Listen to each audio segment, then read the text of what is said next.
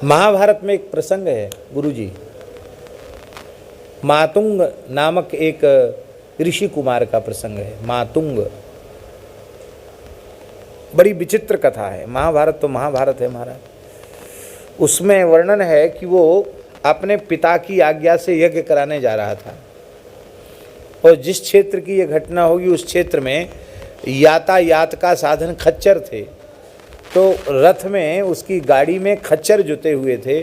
खच्चर भी था, खच्चरी भी थी। खच्चरी का एक छोटा बच्चा, एक पुत्र भी था, खच्चर वो भी था। और वो शीघ्रता से उसको जाना था, मुहूर्त से वहाँ पहुँचना था। तो जैसे ही वह आगे बढ़ने लग गया तो वो जल्दी चलें, वो जो खच्चर हैं वो जल्दी चलें, इसलिए उस मातुंग ने चाबुक का प्रहार किया। तो चाबुक जो है खच्चर के यहाँ नथुने में लगी और उससे उसकी नाक फट गई और उससे रक्त आने लग गया। तो वो रोने लग गया। तो उसकी माँ भी जुती थी। उस माँ ने कहा कि बेटा रोता क्यों है? हम लोगों ने ऐसे कर्म किए थे कि हमको खच्चर योनि में जाना पड़ा और अब कर्म फल भोग के लिए ये योनि मिली है, वो तो भोगना पड़ेगा। और तू रोता क्यों है? तेरे ऊपर चांडाल सवार है। क्या कहा उसने? तेरे ऊपर चांडाल सवार है, जिसके मन में बिल्कुल दया का नाम निशान नहीं है। चांडाल तेरे ऊपर सवार है। तो चांडाल के जैसा काम करेगा। वो जमाना ऐसा था कि वो ऋषियों में वह विज्ञान था कि वो पशु पक्षियों की भाषा समझते थे। हमारी आपकी जानकारी में नहीं है, लेकिन आज भी ऐसे महापुरुष अवश्य होंगे जो पशु पक्षियों की भी भाषा समझते होंगे, वृक्षों की भी भाषा समझते होंगे। तो वो समझता था पशुओं की भाषा। उसने सुन लिया, उसने तुरंत गाड़ी रोक दी। उस खच्चरी से पूछा कि तू ये बता कि मैं तो ब्राह्मण का पुत्र हूं, तूने मुझे चांडाल कैसे कह दिया? उसने कहा क्या करें, मेरे मुंह से निकल गया, आप तो अपना काम करो। नहीं बताना पड़ेगा तुमको, मैं कैसे चांडाल हूं।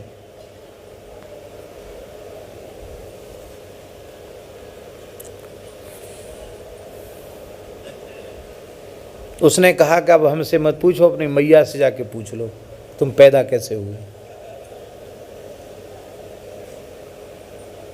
तुम चांडाल हो क्योंकि तुम्हारी माँ ने यौवन के मद में मतवाला हो करके एक शूद्र के द्वारा तुमको गर्भ में धारण किया था। तो ब्राह्मणी माता हो और इतर वर्ण का विलोम शूद्र नापित था जिसने तेरी माँ को गर्भाधान किया। और ऋषि के घर में पैदा होने से वेद पढ़ लिया तो क्या हो गया? संस्कार तेरे वही हैं। ब्राह्मणी माता है, पिता अमुक है, चांडाल है तू, कह दिया उस खच्चरी ने। वो वापस गया।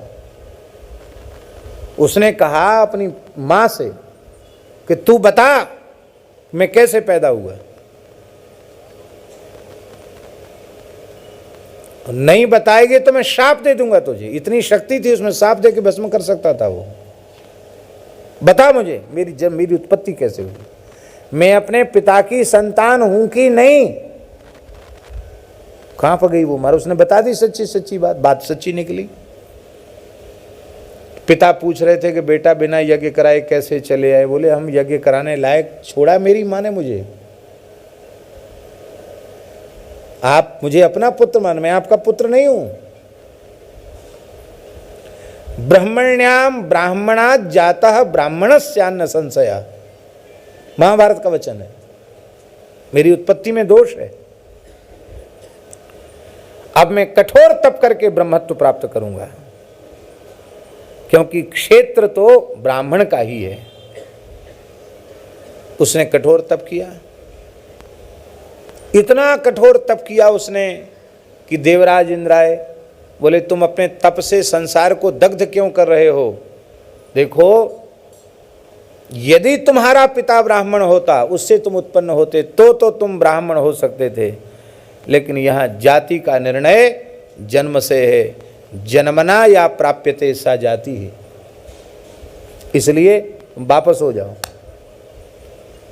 तपस्या छोड़ दो, ब्राह्मण नहीं बन सकते।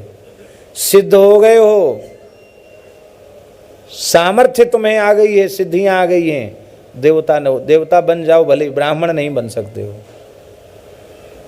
फिर उसने और कठोर तप किया, हाहाकार मच गया। तब सबने विचार किया, तो तब से सबको दग्ध कर रहा है, क्या करें।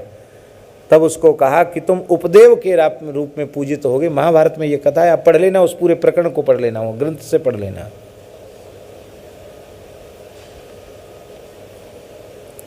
इतना दुर्लभ है, मनुष्यत्व दुर्लभ है, मनुष्यत्व में भी विप्रत्व अति अति दुर्लभ है।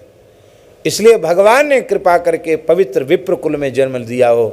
तब तो ऐसा प्रतिज्ञा पूर्वक साधन करना चाहिए, ब्राह्मणस्य शरीरोयम क्षुद्र कामाय नेस्यते कृच्छ्राय तपसे चेह प्रेत्यानंत सुखाय च। आप देवता बन सकते, ब्राह्मण नहीं बन सकते। आप सोचो, आप कहेंगे विश्वामित्र जी कैसे बन गए। विश्वामित्र जी की उत्पत्ति ब्राह्मीय चरु से है। चरु में व्यतिक्रम हुआ ना, तो विश्वामित्र जी की उत्पत्ति जो है वो ब्राह्मी चरु से है। ब्राह्मी चरु से उत्पत्ति होने के कारण वो ब्रह्मर्षि पद को प्राप्त किया उन्होंने। ये एक हमारे भारतवर्ष की आर्ष परंपरा की सनातन व्यवस्था है, जहां जन्म का निर्णय जाति का निर्णय जन्म से होता है। हाँ, जन्म से जाति का निर्णय होता है, और उस जाति के अनुरूप धर्म का पालन करने वाला वो श्रेष्ठ माना जाता है, अपने स्वरूप में अपनी जाति में प्रतिष्ठित माना जाता है। और बाकी अब ब्राह्मण है, वो ब्राह्मण उचित कर्म नहीं करता है तो ब्राह्मण बंधु है, वो पिप्र बंधु है, ब्रह्म बंधु है, नीच ब्राह्मण है, अपने कर्म से च्युत है वो। ये बात है श्री वृंदावन बिहारी। अब रही भगवान की उपासना की बात, भगवान की भक्ति की बात, तो भगवान की भक्ति करने का अधिकार सभी प्राणियों को है, पुरुष नपुंसक नारी व जीव चराचर कोई भी हो, ब्राह्मण से लेके चांडाल तक सब भगवान की भक्ति कर सकते हैं। किरात हूणांध्र पुलिंद पुलकसा आभीर कंका यवना खसा दया येन्ये च पापा यदुपाश्रयाश्रया शुद्ध्यन्ति तस्मै प्रभु विष्णवे नमः। ऐसे भगवान को नमस्कार है। तो भगवान की भक्ति करने का अधिकार, आत्म कल्याण का अधिकार सबको है, इसलिए कोई जाति बुरी नहीं है। आहा, भगवान का गोबर गोमूत्र से स्नान करा के और भगवान का रक्षा विधान किया गया। पुनः भगवान को पंचामृत स्नान और सुंदर जल से स्नान कराया गया। भगवान का सुंदर श्रृंगार किया गया और सर्वसम्मति से पूतना का अग्नि संस्कार कर दिया गया। एक जगह तो संस्कार संभव नहीं था, बड़ी बड़ी मशीनें बनी हैं, इतनी बड़ी क्रेन अभी भी बनी है कि 6 कोस की पूतना को उठा के धर दे। दुनिया में सुनी है इतनी बड़ी क्रेन कि 6 कोस के पहाड़ जैसी पूतना को उठा के धर दे।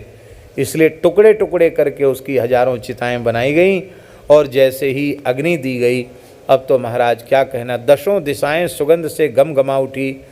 पूतना लोक बालघ्नि राक्षसी रुद्रासना स्तनम दद्वाप हरे, वो सदगति उसको प्राप्त होगी। पूतना लोक बालघ्नि राक्षसी रुद्रासना जिघान सयापि हरे स्तनम दद्वाप सदगतिम, मारने का संकल्प लेकर के आई, उसको सदगति की प्राप्ति हो गई। किम पुनः श्रद्धया भक्त्या कृष्णाय परमात्मने, फिर श्रद्धा पूर्वक भक्ति पूर्वक भगवान श्री कृष्ण से प्रेम करे, तब तो कहना ही क्या है। ये तत्पूतना मोक्षम कृष्णस्यार्भकमद्भुतम शृणुयात् श्रद्धया मर्त्यो गोविंदे लभते रतिम। जो पूतना मोक्ष की लीला का श्रवण करता है उसे गोविंद भगवान के चरण कमलों में रति की प्राप्ति हो जाती है। बोलो भक्तवत्सल भगवान की जय। हम बहुत आगे तक कहना चाहते थे लेकिन नहीं कह पाए, जैसी भगवान की इच्छा। यहीं हम विराम करते हैं, और क्योंकि 7:30 होने वाला है, क्या यहीं हम विराम आओ भगवान आओ, यहीं हम विराम करते हैं। कल का समय फिर से याद रखें, सवेरे 8 बजे से कल कथा होगी।